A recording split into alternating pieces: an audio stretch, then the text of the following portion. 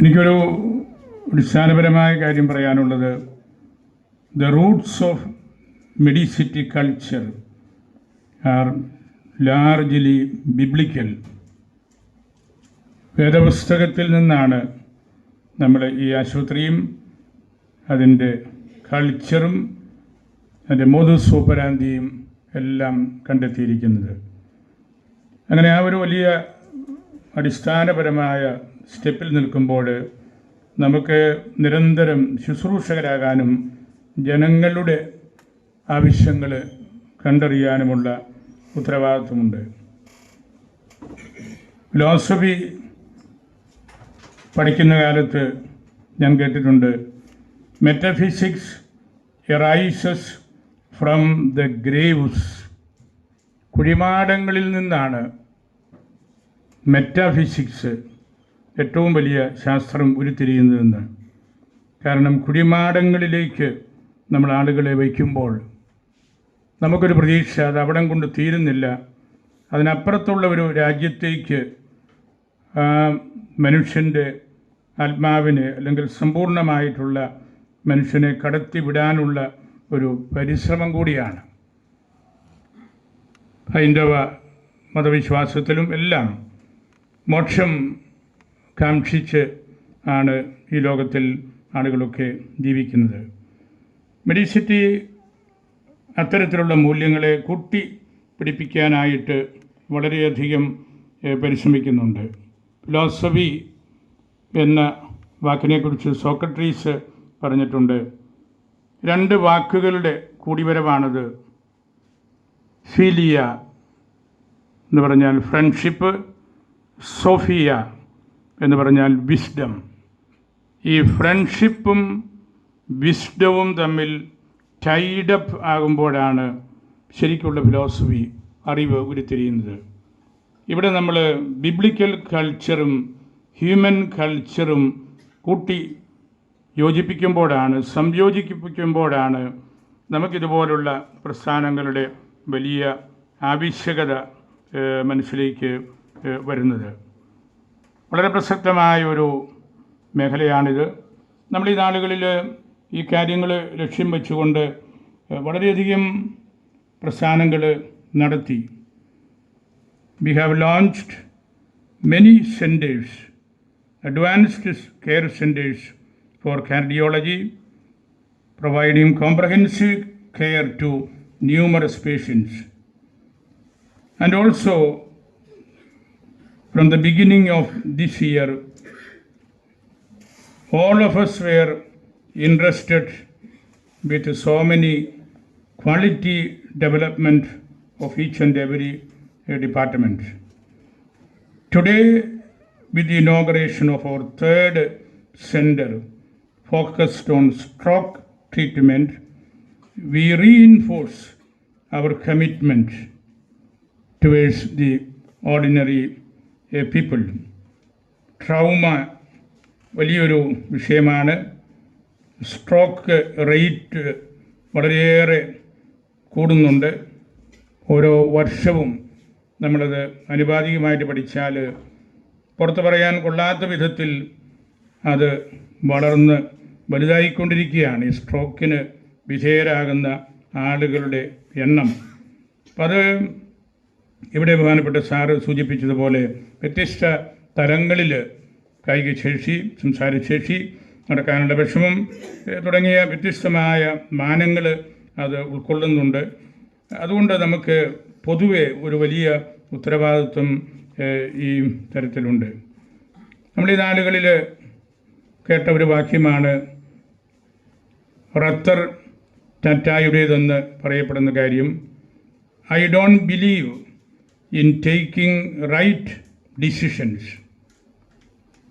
I take decisions and then make them right. പലപ്പോഴും നമുക്കത് ആവശ്യമായിട്ട് വരും. I don't believe in taking right decisions.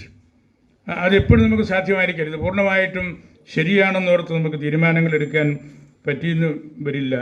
I take decisions and then make them right. തീരുമാനങ്ങളെടുത്തിട്ട് അത് ശരിയാണെന്ന് നമ്മളതിൻ്റെ പ്രവൃത്തിയിലൂടെ പെരുമാറ്റത്തിലൂടെ നമ്മൾ കാണിച്ചു കൊടുക്കുകയാണ്. അത്തരത്തിലുള്ള തീരുമാനങ്ങളാണ് ഇവിടെയും നമ്മൾ പലപ്പോഴും എടുത്തിട്ടുള്ളത്. എടുക്കുന്ന തീരുമാനങ്ങൾ ശരിയാണെന്നുള്ളത് നമ്മളുടെ പ്രവൃത്തികളിലൂടെ നമ്മൾ കാണിച്ചു കൊടുക്കുകയാണ്. സെയിൻറ്റ് മദർ തെരേസായുടെ ഒരു വാക്യം ഉണ്ടല്ലോ, As we embark on the journey, let us draw inspiration from her, our mother. Quote, I alone cannot change the world, but I can cast a stone across the waters to create many ripples. Medicity has been a great force in this line of thought. It has become a force, a pulling force and a gathering force. It has already made ripples in the society. നമ്മളുടെ അവസരോചിതമായ വളർച്ചയും ഇടപെടലും കൊണ്ടെല്ലാം. അതുകൊണ്ട് നമുക്ക് വലിയ സന്തോഷമുണ്ട്. Today we cast our stone and together we will create ripples of positive change, especially in this field. ഞാൻ പറയും, ഒരു സ്ട്രോക്ക് വന്ന് ആ വ്യക്തിയെ നമുക്ക് കുറേയെങ്കിലും സുഖപ്പെടുത്താൻ സാധിച്ചെങ്കിൽ അതൊരു മിനി റെസുറക്ഷനാണ്, ഒരു ഉയർത്തെഴുന്നേൽപ്പാണ്, പുനർജീവൻ പ്രാപിക്കലാണ്.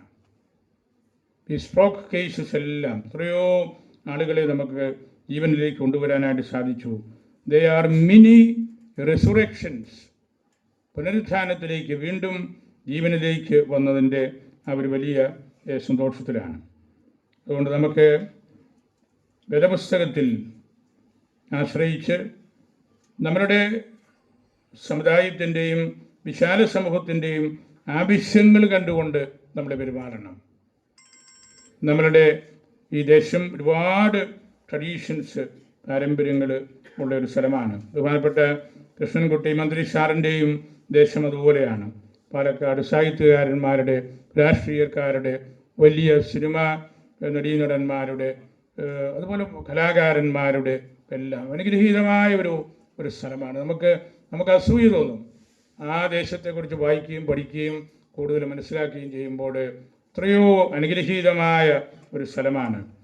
സാറ് ആ ദേശത്തിൻ്റെ എല്ലാ ഉത്തമാംശങ്ങളും മനസ്സിൽ കാത്ത് സൂക്ഷിച്ചു കൊണ്ടു നടക്കുന്നയാളാണ്. അദ്ദേഹത്തിൻ്റെ വാക്കുകൾ അദ്ദേഹം സമൂഹത്തോട് പ്രതികരിക്കുമ്പോൾ, അല്ലെങ്കിൽ ചാനലുകളുടെ മുമ്പിൽ വരുമ്പോൾ വളരെ കൃത്യമായിട്ട് സംശുദ്ധമായ വാക്കുകളിൽ പറയേണ്ട കാര്യം മാത്രം പറഞ്ഞ് സത്യം പ്രഘോഷിക്കുന്നതിൽ ഒരു സാമർഥ്യം കൊണ്ടു നടക്കുന്നയാളാണ് ബഹുമാനപ്പെട്ട മന്ത്രി. അദ്ദേഹം വളരെ ജനകീയനാണ്, ആളുകൾക്ക് എല്ലാവർക്കും അദ്ദേഹത്തെ ഇഷ്ടമാണ്, വളരെ സിമ്പിളാണ്. അതുകൊണ്ടാണ് ഇവിടെ തന്നെ നേരത്തെ വന്നു. അതെല്ലാം അദ്ദേഹത്തിൻ്റെ ആ ഒരു ജനകീയമായ മുഖത്തെ കൂടിയാണ് കാണിക്കുന്നത്. നമുക്ക് വലിയ സന്തോഷമാണ് അദ്ദേഹത്തിൻ്റെ സാന്നിധ്യം. നമ്മളെ സംബന്ധിച്ച് ഇത് വലിയൊരു ഇവൻ്റാണ്. ഇന്ന് നമ്മൾ ലോഞ്ച് ചെയ്യുന്ന ഈ ഡിപ്പാർട്ട്മെൻറ്റ് അനേകർക്ക് ഉപകാരപ്പെടും. ആശുപത്രിയുടെ വളർച്ചയിൽ നിർണായകമായ ഒരു പങ്ക് ഇതിന് വഹിക്കാനുണ്ട്. ഞാൻ ബഹുമാനപ്പെട്ട MDHന്, അദ്ദേഹത്തിൻ്റെ സഹപ്രവർത്തകരായ മറ്റ് ഡയറക്ടേഴ്സ് അച്ഛന്മാർ, ബഹുമാനപ്പെട്ട CEO മാഡം പൗളൈൻ, ഈ ഡിപ്പാർട്ട്മെൻറ്റിൻ്റെ പ്രധാനപ്പെട്ട ഡോക്ടേഴ്സ് അരുൺ സാർ ഉൾപ്പെടെയുള്ളവർ, അവരെല്ലാം ഏറെ അധ്വാനിച്ചിട്ടുണ്ട്. അങ്ങനെയുള്ള ഒരു കളക്റ്റീവ് റെസ്പോൺസിബിലിറ്റി ഇവിടെ നമ്മൾ എക്സർസൈസ് ചെയ്യുന്നത് കൊണ്ടാണ് നമുക്കിങ്ങനെ കൂട്ടായ്മയിൽ വളരാനും കൂട്ടത്തിൽ നിർത്താനുമായിട്ട് സാധിക്കുന്നത്. വലിയൊരു കൂട്ടായ്മയാണിത്. 2000-ഓളം ശുശ്രൂഷകരെ ഈ ഭവനം സംരക്ഷിക്കുന്നു എന്ന് പറഞ്ഞാൽ അത് നിസ്സാരമായൊരു കാര്യമല്ല. ദൈവത്തിൻ്റെ കൃപ കൊണ്ടാണ് നമുക്ക് മുമ്പോട്ട് പോകാനായിട്ട് സാധിക്കുന്നത്. നമുക്കെല്ലാവർക്കും അതിൽ വലിയ സന്തോഷമുണ്ട്. പ്രത്യേകിച്ച് ഇന്ന് ബഹുമാനപ്പെട്ട honourable minister for electricity Krishnankutty sir ഇവിടെ എത്തിയതിൽ, അതുപോലെ ബഹുമാനപ്പെട്ട അച്ഛൻ പറഞ്ഞ പോലെ നമ്മുടെ പ്രിയപ്പെട്ട മാണിച്ചൻ MLA എല്ലാ കാര്യത്തിലും നമ്മുടെ കൂട്ടത്തിൽ എപ്പോഴും ഉള്ള ആളാണ്. അവർ വലിയ സന്തോഷം ഞാൻ അറിയിക്കുന്നു. ഞാൻ എൻ്റെ വാക്കുകൾ ഉപസംഹരിക്കുന്നു.